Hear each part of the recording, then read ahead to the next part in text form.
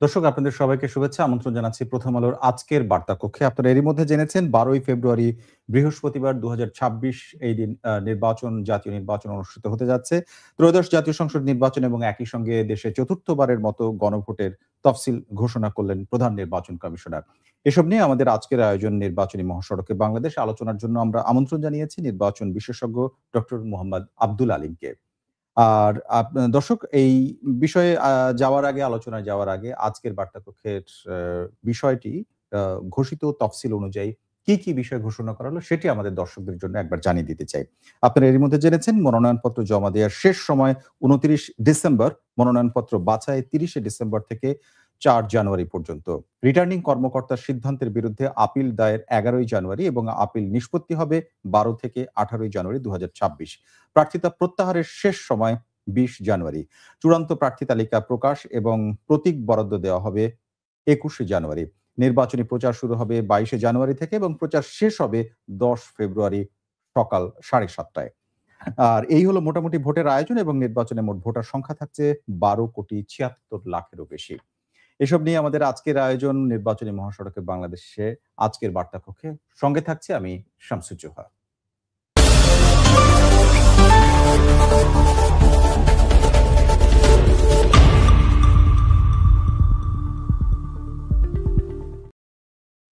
যাচ্ছি সরাসরি আজকের অতিথির কাছে। নির্বাচন বিশেষজ্ঞ ডক্টর মোহাম্মদ আব্দুল আলীম, আপনাকে স্বাগত। প্রথমে জানতে চাইবো, এবার একটি নতুন অভিজ্ঞতা হতে যাচ্ছে একই দিনে নির্বাচন এবং গণভোট। এই বিষয়টি মানে দুই দিক থেকে, একটা হচ্ছে যে নির্বাচন কমিশনের দিক থেকেও নতুন অভিজ্ঞতা, আবার সাধারণ যারা ভোটার অংশগ্রহণ করবেন তাদের দিক থেকেও নতুন অভিজ্ঞতা, এরকম খুব সাম্প্রতিককালে আমরা দেখিনি। সেক্ষেত্রে এটি কোনো প্রভাব ফেলবে কিনা, কোনো সমস্যা দেখছেন কিনা? ধন্যবাদ। ভোটার দিক থেকে যদি আমি আসি, ভোটাররা কিন্তু বাংলাদেশে যে স্থানীয় নির্বাচনগুলো হয় সেখানে 3টা ভোট দেয়। আপনার ইউনিয়ন পরিষদ নির্বাচন, সিটি কর্পোরেশন, পৌরসভা নির্বাচনে 3টে করে ভোট। কাজেই ভোটারদের জন্য এখন 2টো ভোট। তারপর এটা নতুন এই অর্থে যে জাতীয় সংসদ নির্বাচনের সঙ্গে নতুন আর একটা ভোট যুক্ত হলো, যে অভিজ্ঞতাটা আমাদের দেশে কখনো ছিল না, এবার প্রথম। কাজে এটা এক ধরনের অভিজ্ঞতা। আর এখানে যেটা হবে তাদের জন্য যে যেহেতু গণভোটের মধ্যে 4টা প্রশ্ন থাকবে, ওই 4টা প্রশ্ন ভোটাররা কতটুকু বুঝতে পারবে, তাদেরকে আগে থেকে জানানো হয়ে কোনো ব্যবস্থা ছিল কিনা, তারা বুঝতে পেরেছিল কিনা। নাহলে যেটা হবে যে ভোট কক্ষের মধ্যে ঢুকে, মার্কিং প্রেসের মধ্যে ঢুকে তারা যদি 4টা প্রশ্নে পড়া শুরু করে তখন কিন্তু এটা একটা লম্বা সময় লাগবে এবং সেক্ষেত্রে ভোটটা স্লো হয়ে যেতে পারে। এবং আমাদের যে আপনি বললেন যে 12,36,00,000 ভোটার, আমি যদি 80% ভোটার টার্নআউট চিন্তা করি, 76 লাখ বা তার বেশি হবে, হ্যাঁ, আর যদি 80% ভোটার টার্নআউট চিন্তা করি, তারপরেও 10 কোটির উপরে ভোটার ভোট দিতে যাবে। কারণ এই ইলেকশনে কিন্তু মানুষের আগ্রহ বেশি, যেহেতু গত 3টা নির্বাচন এবং অন্যান্য স্থানীয় নির্বাচনে অনেকে ভোট দিতে পারে নাই, আমাদের ফার্স্ট টাইম ভোটার যারা, তাদের সংখ্যাটা ব্যাপক। সো তারা প্রত্যেকে ভোট কেটে যাবে, সো টার্নআউটটা ভালো হবে। এই জন্যই একটা চাপ পড়বে কেন্দ্রে। যদি স্লো হয়ে যায় সেক্ষেত্রে যেটা হবে, অনেক ভোটার হয়তো ভোট দিতে নাও পারতে পারেন, অনেকে ফিরে আসতে পারেন। সো এই যে একটা বড় চ্যালেঞ্জ হবে, এখানে সবাইকে খেয়াল রাখতে হবে যে কিভাবে কাজটা স্মুথলি করা যায়। আচ্ছা, সেক্ষেত্রে নির্বাচন কমিশনের আলাদা দায়িত্ব অথবা বাড়তি দায়িত্ব বলে কিছু দেখছেন কিনা? হ্যাঁ, নিঃসন্দেহে। এবং ইলেকশন কমিশন 8 ঘন্টার জায়গায় যে ভোট গ্রহণের সময়সীমা 1 ঘন্টা বাড়িয়েছে। তারপর আমার কাছে মনে হয় যে প্রশিক্ষণের ক্ষেত্রে একটা এই জিনিসটাকে অ্যাড্রেস করতে হবে। অর্থাৎ যারা এই ভোট গ্রহণকারী কর্মকর্তা হবেন তাদেরকে একটা বাড়তি দায়িত্ব পালন করতে হবে, যাতে করে তারা খুব স্মুথলি, খুব ওয়েল একটা ম্যানেজমেন্টের মাধ্যমে এই জিনিসটাকে সম্পন্ন করতে পারে। আর একটা জিনিস হতে পারে যে ব্যাপক ভিত্তিক অ্যাওয়ারনেস প্রোগ্রাম। অর্থাৎ এই যে 4টা ইস্যু, এই 4টা ইস্যু যদি তারা আগে থেকে জানে তাহলে কিন্তু তারা ভোট কেন্দ্রের ভিতরে গিয়ে সময় নেবে না, তারা জাস্ট হা নাতে সিল মেরে চলে আসবে যে কোনো একটাতে, তাদের আর ভাবার কোনো প্রয়োজন পড়বে না। অর্থাৎ তাদের সিদ্ধান্তটা যদি নেওয়া থাকে আগে থেকে, হ্যাঁ, যে আমি হা বা নাতে ভোট দেবো, ওই ক্যাম্পেইনটা আগে থেকে করতে হবে, ওই প্রচারণাটা আগে থেকে করতে হবে। প্রয়োজন বোধে নির্বাচন যে ভোট কেন্দ্রগুলো থাকবে, ভোটাররা যখন লাইনে দাঁড়িয়ে থাকে তার সামনে আপনি একটা স্ক্রিন দিয়ে দেন, স্ক্রিনে লিখে দেন 4টা ইস্যু কি কি আছে, তারা দাঁড়িয়ে থেকে এখানে পড়লো, এটা সারা দেশে ছড়িয়ে দেন, অ্যাডভোকেসি করেন, অ্যাওয়ারনেস করেন। সো এইভাবে করলে কিন্তু এই টাইমটা বাড়বে। আর একটা চ্যালেঞ্জ হবে কাউন্টিং করার সময়, মানে গণনার কেন হবে, ধরেন যে 10 কোটি ভোটার যদি ভোট দেয়, তার মানে ব্যালট হবে 2 কোটি। এই 2 কোটি ব্যালট ম্যানুয়ালি কাউন্ট করা এটা বিরাট বড় একটা চ্যালেঞ্জ হবে। কারণ হচ্ছে যে আপনি যদি 2008-এ যদি আমরা ফিরে যাই, সর্বশেষ যেটা গ্রহণযোগ্য নির্বাচন, জি। সেখানে 7 কোটি ভোটার প্রায় ভোট দিয়েছিল এবং সে রেজাল্ট আমরা পেয়েছিলাম পরের দিন সকালবেলা। 7 কোটি ভোটার। 2008 সালের কথা বলছেন 8 আপনি? সাল। আর এখন কিন্তু যদি 20 কোটি ব্যালট হয়, সেটা করতে কিরকম সময় লাগবে, এটা ইলেকশন কমিশনকে বিবেচনা নিয়ে তাদেরকে চিন্তা করতে হবে যে কিভাবে দ্রুততম সময়ের মধ্যে এটা কাউন্ট করা যায়। কারণ আমাদের যে ইতিহাস সেটা বলে মানে প্রায় যে গণনা 3 গুণের কাছাকাছি 3 হবে। গুণের কাছাকাছি। যদি গণনা দেরি হয়, তখন কিন্তু পলিটিক্যাল পার্টি এবং প্রার্থী যারা হয় তারা অসহিষ্ণু হয়ে ওঠে। হুম। তখন এক ধরনের অন্যরকম পরিস্থিতি তৈরি হয়ে যেতে পারে। এই কারণে খুব সতর্কতার সঙ্গে এমনভাবে করতে হবে যাতে কোন রকমের এই যে অসহিষ্ণু পরিস্থিতি বা জি। এটা যাতে অন্যদিকে টার্ন না নেয়, সেই চিন্তাটা মাথায় রাখতে হবে। এবারে একটা বিষয় আসছে আপনার কথা, যেটি আপনি বললেন যে একটু সময় বেশি লাগতে পারে যারা ভোট দিতে যাবেন তাদের ক্ষেত্রে। আ এবং জাতীয় নির্বাচনের ক্ষেত্রে দলগুলো বা জোটগুলো এক ধরনের ক্যাম্পেইন করবেন। তারা তাদের নিজেদের মার্কার জন্য, নিজেদের প্রার্থী জেতানোর জন্য। কিন্তু এই গণভোটের ক্যাম্পেইনের ক্ষেত্রে ঠিক ততটা হবে কিনা আমি জানি না। কিন্তু হয়তো হবে না। যদি না হয় সেক্ষেত্রে গণভোটটা অং মানে ভোটারদের অংশগ্রহণ করাটা আসলে গৌণ হয়ে যেতে পারে কিনা, বা কেউ না বুঝে না দিয়ে চলে আসতে পারে কিনা? না, এই এখানে তো কয়েকটা একটা প্লাস পয়েন্টও আছে, নেগেটিভ সাইড আছে যে জি। পলিটিক্যাল পার্টির মূল লক্ষ্যটা হবে জাতীয় সংসদ নির্বাচন, কোনো সন্দেহ নাই। জি। আমাদের অতীতে যে গণভোটগুলো হয়েছিল সেখানে কিন্তু প্রত্যেকটা পলিটিক্যাল পার্টির একটা ভূমিকা ছিল গণভোটের ক্ষেত্রে। হুম। কিন্তু যেহেতু সঙ্গে জাতীয় সংসদ নির্বাচন, তারা চিন্তা করবে আমার দল কিভাবে জিতবে, আমার প্রার্থী কিভাবে জিতবে সেটা ভাববে। সো হয়তো গণভোটের ক্যাম্পেইনটা একটু পলিটিক্যাল পার্টির সাইড থেকে এটা নেগলেক্টেড হয়ে যেতে পারে। বাট তারপরে আমি যেটা বললাম যে সরকার এবং ইলেকশন কমিশনকে কিছু মেজার্স নিতে হবে, কিছু অ্যাওয়ারনেস প্রোগ্রাম নিতে হবে। আর আরেকটা প্লাস পয়েন্ট হচ্ছে যে ভোটাররা যখন ভোট দিতে যাবে, তারা কিন্তু শুধু গণভোটের জন্য আসছে না, হুম। তারা জাতীয় সংসদ নির্বাচনে ভোট দিতে আসতেছে। হুম। হ্যাঁ, যেমন আমাদের লাস্ট যে গণভোটটা হয়েছিল সেখানে টার্ন আউট ছিল সম্ভবত 29%। হুম। আমরা কিন্তু এবার ভালো টার্ন আউট পাবো গণভোটেও। কেন পাবো? যেহেতু ভোটাররা জাতীয় মানে সংসদ নির্বাচনের জন্য সংসদ ভোট দিতেই আসবে হ্যাঁ, তারা। রাইট। একটা দিতে এসে দুটো দিয়ে দুটো যাবে। দিয়ে যাবে। কাজে টার্ন আউটটা কিন্তু ভালো হবে। এখন ওই যে যদি ক্যাম্পেইনটা যদি ঠিকমতো করা যায়, প্রচারণা অ্যাওয়ারনেস, তাহলে কিন্তু অর্থাৎ একজন ভোটার যখন চিন্তা করবে যে আমার এই ৪ টা জিনিস আমার জানা আছে, আমি শুধুমাত্র ভেতরে ঢুকে হা বা না এখানে এখন ভোট প্রশ্ন দেব। হচ্ছে কি, আমাদের অবশ্যই তরুণ ভোটার অনেক বেশি। আমাদের তরুণদের মধ্যে শিক্ষিতের আ মানে পরিসংখ্যান যদি আমরা বিবেচনা করি, তরুণদের মধ্যে শিক্ষিতের সংখ্যা বেশি। কিন্তু বাংলাদেশের গ্রামীণ এলাকায় এই গণভোটটা কি নিয়ে হচ্ছে, ৪ টি প্রশ্ন কি থাকবে, এই ব্যাপারে আসলে কতটা সচেতন এবং তারা সেই সিদ্ধান্ত নিয়ে যেতে কতটা স্বাচ্ছন্দ্য বোধ করবেন বা জানবেন, আমার সেটি নিয়ে একটা সমস্যা তৈরি হতে পারে কিনা? হ্যাঁ, এটা তো আমি এইজন্যই বললাম যে আমরা যারা শিক্ষিত মানুষ আছি তাদের অনেকের মধ্যে কনফিউশন আছে। জি। যেমন অনেকে বলেন যে ৪ টা ইস্যু কি আলাদাভাবে ৪ টা ভোট দিতে হবে? নাকি নাকি একটা একটা ভোট দিতে হবে? হবে? এরকম হ্যাঁ, প্রশ্ন প্রশ্ন আমাকে আছে। অনেকে করেছেন। হুম। শিক্ষিত লোকেরাই। হুম। কাজেই গ্রামের যারা সাধারণ মানুষ, ইয়াং জেনারেশন, তারা গণভোটকে অনেকে হয়তো জানেই না, ভুলে গেছে। কারণ আমাদের তো গণভোট হয়েছিল সেই ৩৫ বছর আগে। জি। তাই না? অনেকে ভুলে গেছে যে গণভোট মানে কি? হুম। হ্যাঁ, না এগুলো কি জিনিস? কেন হানা দিব? হ্যাঁ, কেন না দেব? এই কারণে এই যে ব্যাপক অ্যাওয়ারনেস প্রোগ্রাম, আপনার কি কোনো কারণে এটার কোনো মনে হয় বিকল্প যে নেই। গণভোটের বিষয়টাকে একটি প্রশ্নের আন্ডারে নিয়ে আসলে, একটি প্রশ্ন এবং একটি উত্তর হ্যাঁ অথবা না, এটা করলে সুবিধা হতো বা এটা সেই সুযোগ ছিল? সুবিধা নিশ্চয়ই হতো, কিন্তু এটা খুব ৪ টা ইস্যু সম্পূর্ণ ডিফারেন্ট। একদম ডিফারেন্ট ইস্যু, কিন্তু আপনি ভালো করে পড়ে দেখেন। জি। সম্পূর্ণ ডিফারেন্ট। হ্যাঁ, তারপরেও আমি জানি না এটা যারা করেছেন, যারা ঐক্যমত জি, কমিশনে ছিলেন জি, তাদের প্রস্তাব এটা। জি। অ্যা যেহেতু তারা খুব নির্দিষ্ট করে বলার চেষ্টা করেছেন, হয়তো এই কারণে ৪ টা ইস্যু দিয়ে দিয়েছেন। আর এটা দূর করার একটা রাস্তা ব্যাপক অ্যাওয়ারনেস। এছাড়া অন্য অপশন এই মুহূর্তে নাই। অ্যাওয়ারনেস প্রচার আরকি। হ্যাঁ, প্রচার। এবারে আসি গণভোটের ক্ষেত্রে। এর আগে বাংলাদেশে অভিজ্ঞতা আছে ৩ বারের, সব মিলে। ৩ বারে প্রত্যেকবারই হাঁ ভোট জিতেছে। হুম। এইটা কি কোনো কিছু ইঙ্গিত করে কিনা যে গণভোটের ক্ষেত্রে মানুষ আসলে হাঁ ভোটের পরিবেশ তৈরি হয়ে থাকে? নাকি এবারের যে বাস্তবতা, এবারের যে সম্ভাবনা, সেখানে হাঁ না দুটোরই সুযোগ আছে বলে আপনার মনে হয়? আমার মনে হয় যে আমাদের যে জুলাই মুভমেন্ট, জি। তার ফলেই তো আমাদের এই আজকের বাংলাদেশ। এবং এই যে জুলাই মুভমেন্ট, তার পরের যে অ্যা বড়, বড় কিছু কার্যক্রম, এই সরকারের মূল ফোকাসটা কি ছিল? সংস্কার, রিফর্ম, হুম। তাই না? পরিবর্তন, জি। চেঞ্জ। এবং এটা হয়েছে এই জুলাই চার্টারের মাধ্যমে। এটার মানে যাত্রা শুরু হলো। আগের গুলো যেগুলো হয়েছিল সে তো সংস্কার কমিশন, তার থেকে এই জাতীয় ঐক্যমত কমিশন এবং জুলাই চার্টার। এবং জুলাই চার্টারের সম্পর্কে মানুষ তো পরিবর্তন চাচ্ছে, যে আমরা যেটা দেখলাম ২৪ জুলাই জি। এবং ৫ আগস্ট পর্যন্ত। আমার কাছে মনে হয় যে ওইরকম হওয়ার কোনো সুযোগ নাই, যেহেতু প্রত্যেকে একটা পরিবর্তন চাচ্ছে। তারা স্বতঃস্ফূর্তভাবে ওই আন্দোলনেও কিন্তু যুক্ত হয়েছিল, সেখানে জয়েন করেছিল। কাজে এটা তো একটা আন্দোলনের অংশ, পরিবর্তনের অংশ। সো আমার কাছে মনে হয় না যে এরকম কোনো কিছু ঘটবে। হয়তো আমার বিশ্বাস এখানে হাই জয়যুক্ত হবে আগের মতো। আচ্ছা। অনেকগুলো দলও সেই প্রচারণা চালাচ্ছে। অনেক দল তার নিজের প্রচারণার সাথে সাথে এই কথাগুলো বলছে, যদিও এখনো প্রচারণা একদম তুঙ্গে আসেনি। আমি প্রচারণার ক্ষেত্রে আপনি একটা বিষয় বলেছেন যে সরকারকে এই ক্ষেত্রে মানুষকে অ্যাওয়ার করতে হবে।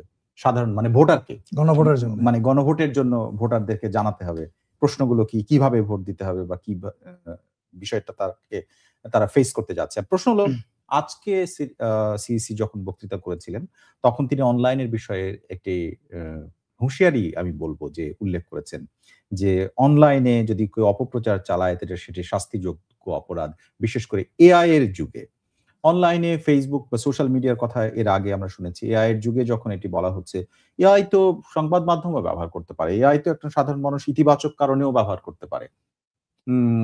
এবং আপনি যদি অনলাইনের কথা বলেন, সোশ্যাল মিডিয়া তো নানা রকম ব্যবহার আছে এবং সরকার নিজেও বিভিন্ন প্রচারণার ক্ষেত্রে এরই মধ্যে আমরা সোশ্যাল মিডিয়াকে ব্যবহার করতে দেখছি। সোশ্যাল মিডিয়া আসলে পুরোপুরি সমস্যা নাকি সোশ্যাল মিডিয়ার আসলে কোনো নির্দেশনা আসবে নির্বাচন কেন্দ্রিক? সোশ্যাল মিডিয়া এবার ব্যবহার করার বিধান যুক্ত করা হয়েছে। আপনি যদি এই যে সর্বশেষ যে রাজনৈতিক দল এবং প্রার্থীর জন্য আচরণ বিধিমালা দেখেন, তার মধ্যে এবার প্রথমবারের মতো সোশ্যাল মিডিয়ায় ক্যাম্পেইন করার বিষয়টা অন্তর্ভুক্ত করা হয়েছে। বাট এখানে কিছু কন্ডিশন আছে, খুব স্বাভাবিক। আপনি যখন সোশ্যাল মিডিয়ায় ক্যাম্পেইন করবেন, ধরেন একটা ফেসবুক পেজ করবেন, ওইটার তথ্য অর্থাৎ এই অ্যাকাউন্ট নাম্বার, ইমেল আইডি, অন্যান্য তথ্য সংশ্লিষ্ট রিটার্নিং অফিসারের কাছে জমা দিতে হবে যে কোন অ্যাকাউন্টে একজন প্রার্থী ক্যাম্পেইন করবেন। আচ্ছা। হ্যাঁ, এবং হয়তো ইলেকশন কমিশন ওইটা একটু মনিটরিং করবে, দেখার চেষ্টা করবে। এবং এটা আবার ধরেন যে ফেসবুকে অনেকেই আক্রমণাত্মক শব্দ ব্যবহার করে, অনেক সময় কন্টেন্টটাকে যাচাই না করে শেয়ার করে দেয়। সো এই ধরনের কিছু কন্ট্রোল ইলেকশন কমিশন রাখার কথা বলেছে ওই আচরণ বিধিমালার মধ্যে। কিন্তু এআই এর ব্যাপারটা নিষিদ্ধ করার সবচেয়ে বড় কারণ হলো, আপনি যদি এখন দেখেন যে এআই এর কিন্তু অপব্যবহার হচ্ছে ব্যাপকভাবে। এই যে মানে নানাভাবে এআই দিয়ে নানা রকম ভিডিও তৈরি করে এক দল আরেক দলকে আক্রমণ করছে, এক প্রার্থী আরেক প্রার্থীকে আক্রমণ করছে, এবং কখনো কখনো খুব অন্যরকম শব্দ ব্যবহার করা হচ্ছে, আপত্তিকর শব্দ ব্যবহার করা হচ্ছে, যেগুলা সহিংসতা ছড়িয়ে দিতে পারে। এই কারণে আসলে এআই এর ব্যবহারটাকে বন্ধ করা হয়েছে।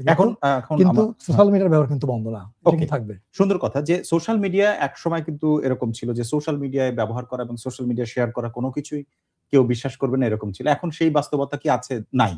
সেই একইভাবে এআই এর ব্যবহারটাও গণমাধ্যম কর্মী বা উন্নত বিশ্বেও বা আমাদের দেশেও কেউ যদি ব্যবহার করে এবং সেটা ইতিবাচক ভাবে, সেটির জন্য নির্দেশনা থাকা দরকার, নাকি বিষয়টাই আমরা ব্যবহার করব না? না, যেহেতু এবার প্রথমবারের মতো আমাদের দেশের সোশ্যাল মিডিয়ার ব্যবহারটা খুলে দেওয়া হয়েছে, কাজেই হয়তো সতর্কতা হিসেবে যদিও আমরা এই যে কোড অফ কন্ডাক্ট অর্থাৎ আচরণ বিধিমালায় সোশ্যাল মিডিয়ায় প্রচারণার বিষয়টা অন্তর্ভুক্ত না থাকা সত্ত্বেও অনেক পূর্বের অনেক নির্বাচনে প্রার্থীরা এটাকে ব্যবহার করেছে। আমি অনেক নির্বাচনে দেখেছি, জাতীয় নির্বাচন, স্থানীয় নির্বাচন, অনেক জায়গায় দেখেছি, কিন্তু ইলেকশন কমিশন কখনো এটাকে অন্তর্ভুক্ত করে নাই, তাদের বিরুদ্ধে কোনো ব্যবস্থাও নেয় নাই। ইল্লিগাল নেয়ার ক্ষেত্রে তাদের তো আসলে আইনও প্রতিষ্ঠিত ছিল না। এখন তারা আইন প্রতিষ্ঠা করেছে, অর্থাৎ আইনের মধ্যে এটা নিয়ে আসছে, বিধিমালায় নিয়ে আসছে, আচরণ বিধিমালায় নিয়ে আসছে। কাজেই এটাকে তারা ওইভাবে একটা হয়তো কোনো না কোনো বিধিমালার মধ্যে কি কি ব্যবহার করা যাবে, কি কি করা যাবে না, এরকম কোনো বিষয় আছে নাকি? আছে। মানে এটা হচ্ছে রুলস অফ গেমের মতো। আপনি যদি ফুটবল খেলার মাঠে যান, তখন কি হয়? প্রথমে দেখবেন যে বাচ্চারা একটা প্ল্যাকার্ড নিয়ে দাঁড়ায়, ফেয়ার প্লে, তাই না? তারপরে যদি কেউ ফাউল করে, রেফারি তাকে সতর্ক করে, অথবা হলুদ কার্ড দেখে, অথবা লাল কার্ড দেখে, মাঠ থেকে বের করে দেয়। ঠিক ইলেকশনটা একটা গেমের মতো, এবং এই আচরণ বিধিমালা হচ্ছে রুলস অফ গেম। আপনি কি করতে পারবেন, কি করতে পারবেন না, এবং করলে কি শাস্তি হবে, সে সমস্ত কিছু আচরণ বিধিমালায় লেখা আছে। কিন্তু আচরণ বিধিমালা লেখা না থাকলে যে সুযোগটা নেওয়ার, যেমন অতীতে হয়েছে, সোশ্যাল মিডিয়ার ক্ষেত্রে লেখা ছিল না জন্য অনেকে ব্যবহার করেছে, হয়তো মিসইউজ করেছে, কিন্তু কেউ কেউ ইউজও করতে পারে। মানে দুটোরই সম্ভাবনা থাকে। আমরা গত 15, 16, 17 বছরের যে হিস্ট্রি নির্বাচন, এটাকে তো আমরা ভালো উদাহরণ বলতে পারবো না, কাজেই কোনো অ্যাকশন নেওয়া হয় নাই। কিন্তু আমার বিশ্বাস, যেহেতু আমরা একটা পরিবর্তনের দিকে ধাবিত হচ্ছি, এবং আমি এই নির্বাচনটাকে বলতে চাই যে এটা হবে নির্বাচন প্রক্রিয়াকে প্রাতিষ্ঠানিকীকরণের জন্য একটা সূত্র ঘটবে, একটা ফাউন্ডেশন তৈরি হবে। সো এই ক্ষেত্রে ইলেকশন কমিশন এবং তার সঙ্গে যারা আছেন সহায়ক ভূমিকা পালনকারী, তারা হয়তো এই যে ভায়োলেশন যদি হয়, যদি অনিয়ম হয়, তার বিরুদ্ধে ব্যবস্থা গ্রহণ করবেন। এটা আমি আশা করছি, বিশ্বাস করছি। আচ্ছা, এই প্রক্রিয়ার মধ্যে আপনিও ছিলেন এবং আপনি নানাভাবে পর্যবেক্ষণও করেন এই নির্বাচন রিলেটেড সবকিছুই। আমার প্রশ্ন হচ্ছে, প্রত্যেকটা আইনের যেমন সুষ্ঠু ব্যবহার আছে, তেমনি অপব্যবহারের বিষয়ও আছে এবং আমাদের দেশে অতীতে বিভিন্নভাবে ঘটেছে, যে কারণেই ঘটুক, কিন্তু ঘটেছে। এই যে এবারের যে নতুন আইনগুলো করা হলো, যা অতীতে করা হয়নি, এই অনলাইনের বিষয়টি সহ আইন শৃঙ্খলা সব মিলে, এখানে আপনি এরকম কোনো ঝুঁকি দেখেন কিনা যেটি এবারে অপব্যবহার হওয়ার কোনো সুযোগ আছে? না, হতেই পারে। সোশ্যাল মিডিয়া অপব্যবহার হতে পারে। আচ্ছা। হ্যাঁ, এআই এর আইনের ব্যবহারের অপব্যবহার। আ আইনের ব্যবহার করার ক্ষেত্রে অপব্যবহার হয়ে যেতে পারে। কেউ আসলে সাজা প্রাপ্তের কথা না, পাওয়ার কথা না, কিন্তু সাজা পেয়ে যেতে পারে। কেউ ভোগান্তির শিকার হতে পারে। আচ্ছা, এটা এইরকম হতে পারে যে ধরুন যে এই কোন একটা পোস্টার তৈরি হলো। মানে পোস্টার তো এবার নিষিদ্ধ। আচ্ছা। পোস্টার নিষিদ্ধ। বাট একজন প্রার্থীর পক্ষে অন্য কেউ গোপনে পোস্টার তৈরি করে রাতের বেলায় সারা আসনে ছড়িয়ে দিল। আচ্ছা। যে এই ব্যক্তি পোস্টারের মাধ্যমে ক্যাম্পেইন করছে। হুম। হ্যাঁ, এটা হতে পারে। বাট সেক্ষেত্রে যেটা করণীয় ইলেকশন কমিশনের পক্ষ থেকে, এটার সুষ্ঠু তদন্ত, যে আসলে উনি করেছেন কিনা বা অন্য কেউ করেছে কিনা। বাট এই জিনিসটা নির্ভর করবে তদন্তের উপরে। বাট এটা কেউ চেষ্টা করতেই পারে। আচ্ছা। টোটালি পোস্টার ব্যবহার করতে পারবে না। তাহলে কি অনলাইন নির্ভরই থাকবে এবং বাড়ি, বাড়ি যেয়ে মানুষ কথা বলবে প্রার্থীরা? না। অনলাইনের সঙ্গে আরো কিছু জিনিস যুক্ত হয়েছে। যেমন আপনি ব্যানার ব্যবহার করতে পারবেন, ফেস্টুন ব্যবহার করতে পারবেন, লিফলেট ব্যবহার করতে পারবেন। আপনি তারপরে এবার ওইটা কি বলে, বিলবোর্ড। এই বিলবোর্ডটা নতুন সংযোজন, এগুলো করা হয়েছে। সোশ্যাল মিডিয়ার কথা তো আমি আগেই বললাম। সো এই জিনিসগুলোকে যুক্ত করা হয়েছে। পোস্টারটাকে বাদ দেওয়া হয়েছে একটা কারণ হচ্ছে যে খরচ কমানো। দ্বিতীয় কারণ হচ্ছে যে পোস্টার অনেক সময় সহিংসতা তৈরি করে। একজন প্রার্থী পোস্টার লাগালো, আরেকজন প্রার্থী ছিঁড়ে ফেললো রাতের অন্ধকারে, অথবা একজন পোস্টার লাগিয়েছে তার উপর আরেকজন পোস্টার লাগালো। আর এর বাইরে পরিবেশগত বিষয় আছে। অনেক প্রার্থী পোস্টারের সঙ্গে প্লাস্টিক ব্যবহার করেন। সো এটা পরিবেশগত কারণে খুব ক্ষতিকর হয়, যে কারণে এই সমস্ত জিনিস বন্ধ করা হয়েছে। আচ্ছা, অনেকগুলো তাহলে গুরুত্বপূর্ণ এডিশনাল মানে যুক্ত করা হয়েছে আইনগুলোর মধ্যে। এবারের আরেকটি যুক্ত করা বিষয় আমরা দেখলাম, পোস্টাল ব্যালটের মাধ্যমে ভোট নেওয়া হবে এবং এবারে প্রথম 25শে ডিসেম্বর পর্যন্ত প্রার্থীরা এখানে রেজিস্ট্রেশন করতে পারবেন। আমার প্রশ্ন হচ্ছে যে এখন পর্যন্ত যে তালিকা দেয়া হচ্ছে 12,76,00,000-এর বেশি ভোটার আমাদের তালিকাযুক্ত। এরপরে যারা 25শে ডিসেম্বর পর্যন্ত যাবে, এটি সুষ্ঠুভাবে এই যে প্রক্রিয়াটি সেটা সম্পর্কে আমাদের একটু বলবেন কিনা এবং তারা আসলে কোনো সমস্যার মুখোমুখি হবে কিনা, নাকি এটা স্মুথ এবং এটা কিভাবে মূলত ঘটবে? সাধারণ মানুষের তো ধারণা নেই এই বিষয়ে। পোস্টাল ভোটিংটা সারা দুনিয়াতে যারা করেছে তারা প্রত্যেকেই নানা রকম চ্যালেঞ্জের মুখোমুখি হয়েছে। বাংলাদেশে যে হবে না তা না। চ্যালেঞ্জগুলো কিরকম হয়? আমি কয়েকটা দেশ আছে যারা আইন তৈরি করে পোস্টাল ভোটিং শুরু করতে পারে নাই। আবার কেউ আইন তৈরি করে শুরু করার পর বন্ধ করে দিয়েছে। আচ্ছা। যারা সাকসেসফুলি করেছে আমি বলবো, বেশিরভাগ দেশের ক্ষেত্রেই এই পোস্টাল ভোটার অর্থাৎ ওভারসিজ ভোটার, যারা বিদেশে প্রবাসী ভোটার, তাদের টার্ন আউট খুব কম। খুবই কম টার্ন আউট। আপনি আমাদের পাশের দেশ ভারতে যান, বিপুল সংখ্যক ভারতীয় ভোটার দেশের বাইরে থাকে, কিন্তু তাদের টার্ন আউটটা 3% কম। সো বাংলাদেশের ক্ষেত্রে এটা ঘটবে এবং এখানে আমাদের যেটা এই নাম্বারটাকে আপনি এখন পর্যন্ত, আমাদের যদিও 25শে ডিসেম্বর পর্যন্ত সময় আছে, এখন পর্যন্ত 3 লাখের বেশি প্রবাসী ভোটার নিবন্ধন করেছেন। এই সংখ্যাটা কি আশাব্যঞ্জক, মানে বড় সংখ্যা মনে হচ্ছে? আমাদের প্রবাসী ভোটার 1,30,00,000-এর উপরে। আচ্ছা, সেখানে মাত্র 3 লাখ। 176টা দেশে ছড়িয়ে ছিটিয়ে আছে। 143টা দেশে বোধহয় ইলেকশন কমিশনের ভোটার না প্রবাসীর সংখ্যা, ভোটার আছে। হ্যাঁ, ছড়িয়ে ছিটিয়ে আছে। ইলেকশন কমিশন একটা অ্যাপস তৈরি করেছে নিবন্ধন করার জন্য। অর্থাৎ যারা প্রবাসী ভোটার হিসেবে ভোট দেবেন, তারা আগে ওই অ্যাপস এর মাধ্যমে নিবন্ধন করবেন এবং এই নিবন্ধনটা দেশের বাইরে থেকে করতে হবে। দেশে বসে করার কোনো সুযোগ নেই। করলে তারটা আসবে না। অর্থাৎ জিও লোকেশন আছে, তো এই জন্য এখানে বসে নিবন্ধনটা হবে না। আর একজন ভোটার যখন প্রবাসী ভোটার হিসেবে নিবন্ধন করবেন, সে ফিরে আসলেও দেশে আর ভোট দিতে পারবেন না। অটোমেটিক্যালি তার যে ভোটার তালিকা, তার নামের পাশে ওয়াটার মার্কে লেখা চলে আসবে যে প্রবাসী ভোটার লেখা, দেশে ফিরে আসলে দিতে পারবে না। এখন চ্যালেঞ্জটা হবে, কয়েকটা চ্যালেঞ্জ আছে। একটা চ্যালেঞ্জ হলো যে এই যে আপনি যেটা বললেন, মাত্র 3 লাখ সামথিং নিবন্ধন নিয়েছে। এটা সারা দুনিয়ার চ্যালেঞ্জ। খুব অল্প পার্সেন্টেজ ভোটার নিবন্ধন নেয়। আচ্ছা। 2, যারা নিবন্ধন নেয় তারা অনেকেই ভোট দেয় না। মানে ভোট প্রদান আরো কম। যারা নিবন্ধন করছে তাদের মধ্যে অনেকে দেয় না সাধারণত। আচ্ছা, এটা একটা। আর 3 হচ্ছে যে এবার তো পোস্টাল ব্যালটে ভোট, তো অনেকের হয়তো ফিরতি খামটা সময় মতো ফেরত নাও আসতে পারে। 4 হচ্ছে যে এই পোস্টাল ব্যালটটা যাবে ওই আপনার প্রতি বরাদ্দের পরে, কিন্তু আমাদের যে ইতিহাস সেটা হচ্ছে নির্বাচনের 1-2 দিন আগেও আদালতের নির্দেশে অনেক ক্ষেত্রে একজন প্রার্থীকে বৈধ ঘোষণা করা হয়। আচ্ছা। এবং ইলেকশন কমিশন শেষ মুহূর্তে ওই এলাকার ব্যালট পেপারে পরিবর্তন এনে ওই যে বৈধ প্রার্থী তার নামটা অন্তর্ভুক্ত করে। সেক্ষেত্রে তার জায়গাটা থাকবে না। হ্যাঁ, এই অর্থাৎ প্রবাসী ভোটাররা ওই ব্যালটটা পাবেন না। সো এই নানা রকম কিছু চ্যালেঞ্জ আছে, বাট এগুলা খুব সাধারণ চ্যালেঞ্জ যেটা সারা দুনিয়ায় এইভাবেই করা হয়।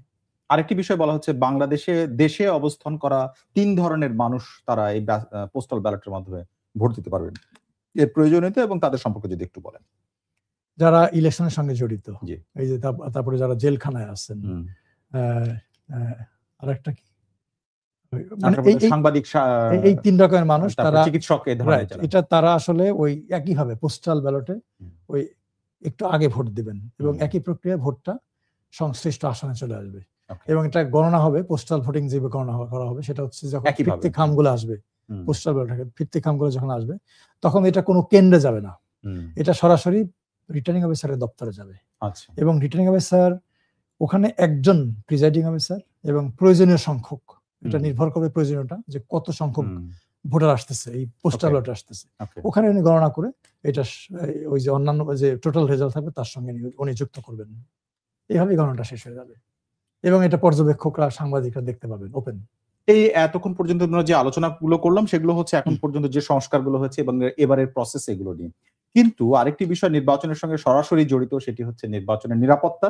এবং নিরাপত্তার ক্ষেত্রে শুধু নির্বাচন কমিশনার না, সরকারও জড়িয়ে পড়ে এবং সরকারের কাছে সহযোগিতা চাওয়া হয়, সরকারের অবস্থানও ব্যাখ্যা করা হয়। এবারে যে বাস্তবতা দেখছেন তাতে আপনি কি মনে করছেন, যথেষ্ট প্রস্তুতি এবং স্বাভাবিক অবস্থায় আছে? নির্বাচনী নিরাপত্তা একটা বড় বিষয়। এটা মানে আমাদের যে তৃতীয় বিশ্বের যে দেশগুলো, ডেভেলপিং ডেমোক্রেসি, এখানে একটা বড় কনসার্ন সবসময়। এবং এই কারণেই মানে বাংলাদেশের মতো অনেক দেশের মতো বাংলাদেশেও আপনি সেনাবাহিনীকে ইনভলভ করা হয়, আফ্রিকার দেশগুলো যেরকম ভাবে করা হয়। ম্যাজিস্ট্রেসি পাওয়ার নিয়ে মাঠে আছে ফেব্রুয়ারি পর্যন্ত সেনাবাহিনী আমাদের দেশে, রাইট। এবং এটা কিন্তু এবার প্রথমবারের মতো, প্রথমবার মানে 2008 পরে 2008 পর্যন্ত কিন্তু সেনাবাহিনী এই যে ম্যাজিস্ট্রেসি পাওয়ার নিয়ে তাদেরকে অন্তর্ভুক্ত করা ছিল আইনের মধ্যে, কিন্তু 2009 সালে তাদেরকে আইন থেকে তুলে দেওয়া হয় এবং নির্বাচন ব্যবস্থা সংস্কার কমিশনের পক্ষ থেকে সুপারিশ করা হয় যে তাদেরকে যেন আগের অবস্থায় ফিরিয়ে আনা হয়। এবং ইলেকশন কমিশন যে নির্বাচনী আইন ওটাকে সংশোধন করে আবার এদেরকে অন্তর্ভুক্ত করেছে। এবং আমি যতটুকু জানি বিপুল সংখ্যক সেনাবাহিনীর লোকজন মাঠে ঘাটে থাকবেন, এই যে আপনি বললেন যে ম্যাজিস্ট্রেসি পাওয়ার নিয়ে থাকবে, তাদের যে অবস্থানটা মানুষ যখন জানবে যে তারা ম্যাজিস্ট্রেসি পাওয়ার নিয়ে আছেন, তখন কিন্তু তারা সাহস পাবে, তাদের মধ্যে যে ভয় শঙ্কা থাকবে সেটা কেটে যাবে। এবং তো মানুষ জানেন, কারণ এটি নিয়ে এর আগেই আলোচনা হয়েছে। মানুষ সবাই হয়তো জানে না, আরো জানাতে হবে, তাদেরকে আরো জানাতে হবে, বেশি বেশি করে জানাতে হবে, কারণ যে শঙ্কা, অনেকের মধ্যে শঙ্কা আছে। আমরা 2 দিন আগেও দেখতেছিলাম এই সোশ্যাল মিডিয়ায় এক এক রকম মন্তব্য করছেন। সারা দেশের আইন শৃঙ্খলা বাহিনীর এই যাবৎকালের এখন পর্যন্ত বিভিন্ন বাহিনীর সব একসাথে, সেনা থেকে শুরু করে একেবারে গ্রাম পুলিশ, আনসার পর্যন্ত 9 লাখ সদস্য নিয়োজিত থাকবেন, যেটা এ যাবৎকালের মধ্যে সর্বোচ্চ বলা হচ্ছে। এই সংখ্যাটি যথেষ্ট নাকি পুলিশ নিয়ে যে একটা দুর্বল অবস্থার কথা সরকারের আইন শৃঙ্খলা পরিস্থিতি রক্ষার ক্ষেত্রে সমালোচনা আছে সরকারের, সেগুলো আসলে প্রভাব ফেলবে? না, এখন যেহেতু বিপুল সংখ্যক এই বাহিনীর লোকজনরা থাকবে, এটা কিন্তু একটা বড় টার্নিং পয়েন্ট। আচ্ছা, এটা বড় টার্নিং পয়েন্ট। পুলিশের দুর্বলতা তো আছেই, ভোটারের সংখ্যা বেশি, মানুষের সংখ্যাও বেশি, দুর্বৃত্তের সংখ্যাও বাড়তে পারে। এবং এই নির্বাচনটাতে রিস্ক আছে, নানা রকম রিস্ক আছে। সো এই জন্য এত বিশাল একটা, কিন্তু সেটাকে আপনি মানে আপনার যে পর্যবেক্ষণ অতীতের থেকে এবারের যে চেঞ্জ গুলো আছে সেখানে আসলে তারা যথেষ্ট কিনা? নিঃসন্দেহে যথেষ্ট, কিন্তু এটা সাথে নির্ভর করবে তাদের ইফেক্টিভনেসের উপরে, তারা কিভাবে কাজটা করছে। এবারে আপনি অন্যান্য সময়ে নির্বাচনের 2 পক্ষ যদি শক্ত প্রতিদ্বন্দ্বী থাকে, তাহলে এক পক্ষ আর এক পক্ষের সাথে যে সংঘর্ষের মধ্যে লিপ্ত হয়, বিভিন্ন রকম ইনসিডেন্ট ঘটে আমরা দেখেছি। সেই রকম কোন দলের পক্ষ থেকে, বিশেষ করে আওয়ামী লীগের নেতাকর্মীদের বিরুদ্ধে বলা হচ্ছে যে তারা ঘটাতে পারে, যে নির্বাচন যাতে সহিংস করে তুলতে পারে, এই ধরনের যে অভিযোগগুলো এসেছে, সেইটা মোকাবেলার ক্ষেত্রে আমি আসলে প্রশ্নটা করছি। না, সেই চেষ্টা তো থাকতে পারে, যে কেউ করতে পারে, নির্বাচনকে ভুললুল করার চেষ্টা করাটা খুব স্বাভাবিক ব্যাপার। কিন্তু ওই যে বিশাল বাহিনী এবং নির্বাচন কমিশনের যে পরিকল্পনা, যে কি কি রিস্ক আসতে পারে এবং ইলেকশন কমিশনের সেই রিস্কগুলো কিভাবে অ্যাড্রেস করবে, কিভাবে এগুলোকে ট্যাকেল করবে, ওই তার মাধ্যমে হয়তো তারা সফল হতে সচেষ্ট হবে। এবারে বলা হলো ইসিতে নিবন্ধিত দল আছে মোট 56টি এবং রাজনৈতিক কর্মকাণ্ড নিষিদ্ধ থাকে, আওয়ামী লীগের নিবন্ধন স্থগিত আছে এবং নিবন্ধন স্থগিত থাকা দলগুলো করতে পারে না, সেটা মোটামুটি স্পষ্ট মানুষের কাছে। আমার প্রশ্ন হচ্ছে, জাতীয় পার্টির সহ 14 দল এবং অন্য দলগুলোর নির্বাচনে যদি এখন অংশ নিতে চায়, তাহলে নির্বাচন কমিশনের ভূমিকা কি হবে, বা আপনি আসলে আইনগত দিকটা কি, বা আপনি কি আশা করছেন? আমি আইনগত দিকটা বলতে পারি। জি, আওয়ামী লীগের যেমন কার্যক্রম নিষিদ্ধ আছে, জাতীয় পার্টি বা আওয়ামী লীগের সঙ্গে যারা ছিল তাদের কারো কিন্তু কার্যক্রম নিষিদ্ধ করা হয়নি, বা তার দল হিসেবে নিষিদ্ধ হয়নি। কাজেই আইনগত ভাবে তাদের নির্বাচনে অংশ নিতে কোনো বাধা নাই। কিন্তু এখন পর্যন্ত, হ্যাঁ, এটা আমি এখানে থামতেছি। কিন্তু এখন পর্যন্ত সরকারের সাথে বিভিন্ন বৈঠকে এবং নির্বাচন কমিশনের সাথে দলগুলোর যখন বৈঠক হয়েছে, তখন আমরা পর্যবেক্ষণ করেছি এই দলগুলোকে সেখানে আমন্ত্রণ জানানো, তাদের সাথে কোনো ইন্টারাকশন হয়নি নির্বাচনে। এটা আসলে কোনো ইঙ্গিত করে? আমি মানে ইলেকশন কমিশনের বক্তব্য পুরোপুরি জানি না, বাট একটা জিনিস শুধু আমি কোন একটা পত্রিকা দেখেছিলাম যে জাতীয় পার্টির ক্ষেত্রে, যে জাতীয় পার্টির এখন দুটো ভাগ হয়ে গেছে, মানে মূল জাতীয় পার্টি আগে যেগুলো চলে গেছে সেগুলো নিবন্ধিত, বাট এখন যে মূল জাতীয় পার্টি তার দুটো ভাগ হয়ে গেছে এবং দুইটা পার্টি ইলেকশন কমিশনের সঙ্গে মিটিং করা, চিঠি দিয়ে দাবি করছে যে আমরাই আসল জাতীয় পার্টি, দুই পক্ষই, অর্থাৎ একটা বিভাজন।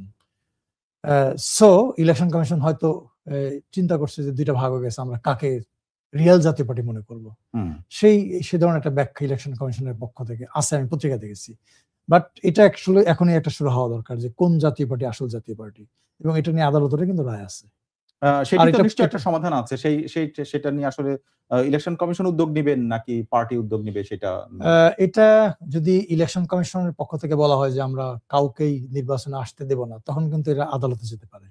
এই জন্য সবার আগে ইলেকশন কমিশনের একটা সুস্পষ্ট অবস্থান দরকার, বক্তব্য দরকার। আচ্ছা, এবারে আসতে চাই যে একক প্রার্থীর বিষয়ে এবারে সুযোগ আছে, কিন্তু একক প্রার্থী যদি নিশ্চয়ই যখন মনোনয়ন জমা দেওয়ার মানে প্রার্থী তালিকাটা প্রকাশ পাবে, তখন আমরা বুঝতে পারবো এই একক প্রার্থী হিসেবে যারা নির্বাচনে অংশগ্রহণ করবেন, তাদের যদি এমন হয় যে আওয়ামী লীগের কার্যক্রম নিষিদ্ধ, কিন্তু সেই দলের সরাসরি হয়তো প্রার্থীতা নাই, কর্মী নয় কিন্তু তার সমর্থক, এরকম কেউ যদি এসে যায়, তাহলে এর আগে আমরা মবের শিকার হতে দেখেছি নানাভাবে, সেই রকম পরিবেশ তৈরি হওয়ার সুযোগ আছে কিনা নির্বাচন মানে ভোট গ্রহণের আগেই? না, এটা হতে পারে। ধরেন যে যেহেতু আওয়ামী লীগের কার্যক্রম নিষিদ্ধ, আওয়ামী লীগের একজন প্রার্থী, আওয়ামী লীগের একজন নেতা বা কর্মী, উনি পরিচিত সবার কাছে, আমরা সবাই জানি বা সাধারণ মানুষ জানে যে এই লোকটা আওয়ামী লীগের নেতা বা কর্মী, তারা কি আসলে একক প্রার্থী হিসেবে অংশগ্রহণ করতে পারবে? স্বতন্ত্র প্রার্থী হিসেবে আমি বলবো, স্বতন্ত্র প্রার্থী হিসেবে তাদের নির্বাচন করার সুযোগ আছে, যদি সে ফেরারি না হয়। ফেরারি হলে আইনগত বিধি না, মানে ফেরারি হলে সিলেকশন করতে পারবে না, বাট ফেরারি যদি না হয় তাহলে এখন পর্যন্ত তার নির্বাচন করার সুযোগ আছে। বাট সেক্ষেত্রে মব হতেই পারে, তার উপর এটা হতে পারে। এই জন্য সেক্ষেত্রে নির্বাচন কমিশনের বা সরকারের দিক থেকে মানে আসলে করণীয়টার জায়গাটা কি? মূল দায়িত্ব হচ্ছে যে আইন শৃঙ্খলা রক্ষাকারী বাহিনী, যেহেতু ইলেকশনে কেউ কারো উপরে হামলা করতে পারবে না, অ্যাটাক করতে পারবে না, কোন রকমের ভয়ভীতি দেখাতে পারবে না। সো এটা দেখার দায়িত্ব কিন্তু আইন শৃঙ্খলা রক্ষাকারী বাহিনী, প্লাস একই সঙ্গে যে ম্যাজিস্ট্রেট কোর্ট ইয়েগুলো থাকবে, টিমগুলো থাকবে, এই তাদের দায়িত্ব। তারা এটা এই জিনিসটাকে নিশ্চিত করবে যাতে কেউ কোনোভাবেই সহিংসতার শিকার না হন, এবারে নির্বাচনের শিকার না হন। নানা টেকনিক্যাল দিক এবং অনেকগুলো আইনগত দিকও আমরা আলোচনা করেছি। আর কোন ঝুঁকির বিষয়টি আপনি বলতে চান, যেটি আপনি এখন পর্যন্ত বলতে পারেননি, মানে এবারের নির্বাচনের যে কাঠামো, যে পরিবেশ, যে নতুন আইন, সবকিছু মিলে? না, ঝুঁকির কথা আমি বড় বলে ফেলেছি, গণভোটের কথা বলে ফেলেছি, কি রিস্ক আছে সেটা বলে ফেলেছি, আমরা আইন শৃঙ্খলার পরিস্থিতির কথা বলেছি। এই জিনিসগুলো আসলে বড় চ্যালেঞ্জ, এর বাইরে আর কোনো বড় চ্যালেঞ্জ আমার কাছে মনে হয় নেই। অনেক ধন্যবাদ ডক্টর মোহাম্মদ আব্দুল আলিম আজকে আমাদেরকে সময় দেওয়ার জন্য। দর্শক, আমাদের সঙ্গে ছিলেন নির্বাচন বিশেষজ্ঞ ডক্টর মোহাম্মদ আব্দুল আলিম। নির্বাচনের তফসিল ঘোষণা হলো আজ, এরপরে আগামী 5 ফেব্রুয়ারি পর্যন্ত নানা রকম কার্যক্রম, শিডিউলের সবকিছু উল্লেখ করা হয়েছে। এর আইনগত এবং অন্যান্য নানা দিকের বিশ্লেষণ এবং দিক সম্পর্কে আমরা জানছিলাম তার কাছ থেকে। রাজনৈতিক নানা দিকের বিশ্লেষণ এবং আপডেট জানতে আমাদের সঙ্গে এই আয়োজনে থাকুন। প্রথম আলোর বার্তা কক্ষ দেখুন রবি থেকে বৃহস্পতিবার পর্যন্ত প্রথমআলো.com, প্রথম আলোর ইউটিউব, ফেসবুক সহ সোশ্যাল মিডিয়া প্ল্যাটফর্মগুলোতে। আজ যারা সঙ্গে ছিলেন সবাইকে ধন্যবাদ।